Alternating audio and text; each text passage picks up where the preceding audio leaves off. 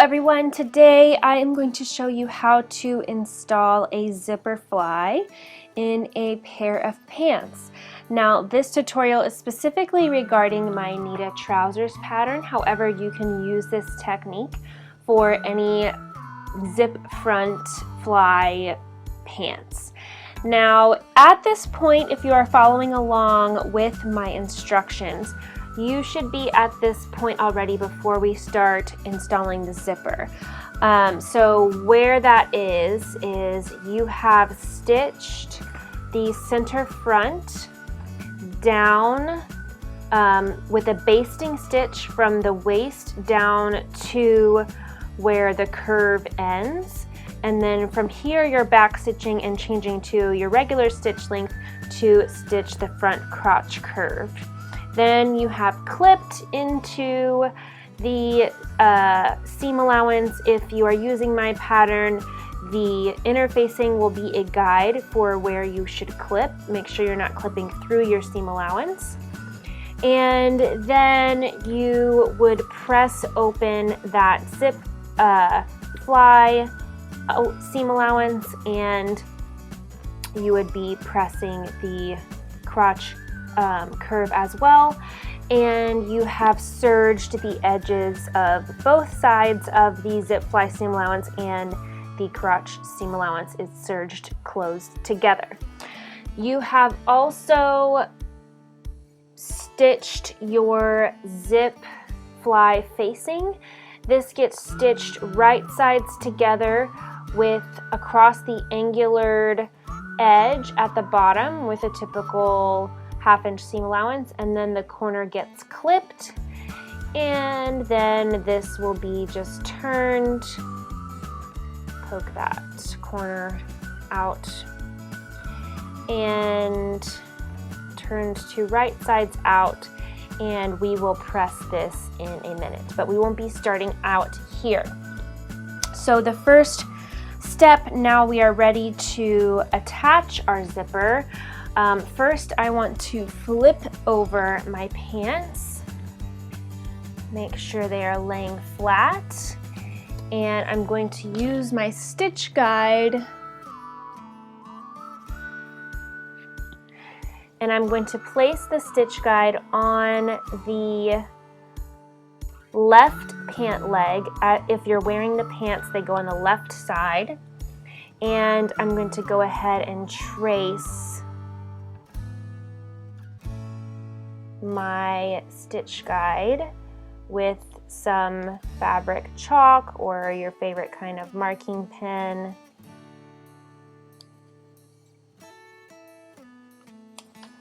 So I have my stitch guide here.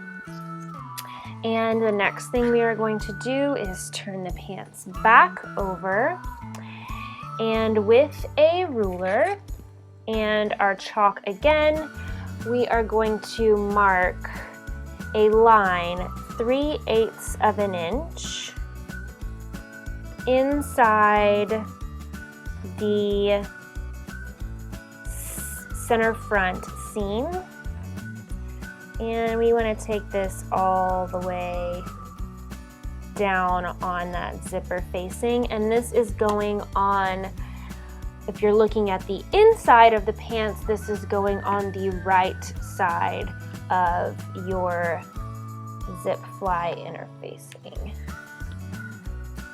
Okay, so we've marked this line here, and the next thing we're going to do is place our zipper. I'm just using a coil zipper because this is a very lightweight fabric, and I didn't want to use a heavy metal toothed zipper. You could also use a metal tooth zipper. You want to make sure your zipper is long enough. I like to make sure that my zipper tape either comes to or past the bottom of the fly curve here. And the first thing we're going to do is place the zipper face down, and you want your teeth to line up with that 3/8 inch mark. So I'm going to line up the teeth to that 3/8 inch line, and I like to line up my zipper tape with the top of my garment. And I am going to stitch this using a zipper foot attachment so that the teeth do not get in the way of my presser foot, and I'm going to stitch this all the way down on this side of the fly only. So we are going to be folding the pants out of the way, and you're only going to be stitching to this fly piece. Again, lining your zipper tape up to the line that you made. Okay, so as you can see, I have stitched the zipper along the right side of the zipper tape face down to the right side of the pants seam allowance, lining that tape up with the mark that I made. And the next thing I'm going to do is just flip this seam allowance towards the back and sort of finger press the stitch I just made into place, and then I'm going to top stitch along this folded edge here. Okay, and now that folded edge has been top stitched. If you want, you can press this with an iron before you top stitch it. I usually just finger press it out of the way. And the next thing we're going to do is when you open up the pants, you can see that that zipper just flips over to the other side, kind of like a door hinge. I just love that part. And the next thing you're going to do is, once again, only on the seam allowance, just going by where the zipper naturally wants to fall, is use your zipper foot again to stitch down the left side of the tape, connecting the left side to the left seam allowance. Okay, so now we have stitched down the left side of our zipper to the seam allowance. Both sides of our zipper have been attached. We are going to flip the pants to the front and stitch in our top stitching of that fly curve, following the tracing that we made in the previous step. And you want to make sure when you do this that your zipper is lying flat so that you are catching this part of the seam allowance of the zip fly. And if you are using a metal toothed zipper that extends down past your curve here, you do want to be careful when you're crossing over this point to be aware of where those teeth are so you are not breaking your needle there. Our zipper does extend past, but it is a coil zipper, so that is not going to be an issue. All right, now we have our nicely top stitched front fly. The next thing we are going to do is flip our pants back to the back, and we are going to clip off any of the zipper that extends past our seam allowance there. So I'm just going to clip that off. And next, with our pressed zipper fly facing, we are going to connect this to our right side zip fly seam allowance. And I usually just serge these together, so I'm cleaning up this raw edge and I'm connecting them at the same time. All right, so we have a pretty nice looking inner zip fly. If you have any zippers sticking out from underneath your seam allowance here, you can just make sure to clip that off so that it's more covered.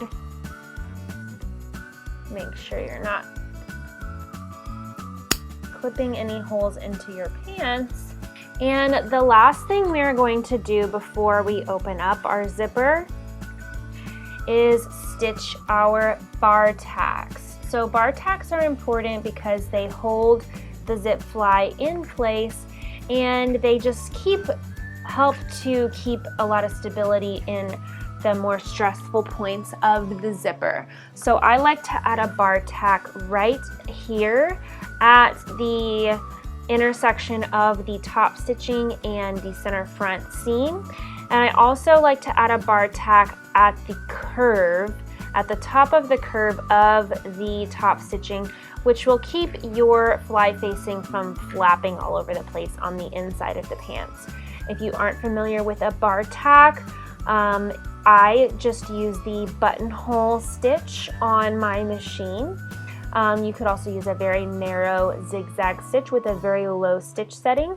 Or if you don't have any of those options, you could just go back and forth a few times with a regular straight stitch just to reinforce those two areas and to hold your facing in place. Okay, so now we have stitched some beautiful bar tacks that are holding our that are reinforcing some key pieces in our zip fly and are holding our zip fly facing in place so that it is comfortable against our skin on the inside of our body. And the very last thing we need to do, which is the most exciting part, is to open up our zipper. Now I use a razor blade for a seam ripper, but if you have a seam ripper that you prefer to use instead, you are more than welcome to use whichever technique you prefer. If you would like to know about using a razor blade, I will be sure to link that video below. I do have a little video tutorial about using a razor blade instead of a seam ripper. Now we are just going to open up this seam down to our bar tack at the bottom. Pull out all of these extra threads, and then I like to give it a good press when I'm done to press out any folded seam that is left from whenever we sewed the center front seam closed. But now you have a beautiful zip fly that functions. If that's not rewarding, I don't know what is. Great job, everybody. Thank you so much for joining me, and happy sewing. Thank you so much for watching this tutorial. I hope you learned something today. If you did, be sure to give this video a thumbs up and let me know in the comments below if there are any other tutorials you would like to see in the future. Don't forget to subscribe to my channel so you don't miss any of my future videos by clicking this button right here. And you can check out my other tutorials in my tutorial playlist right here. I hope to see you next time. Bye-bye!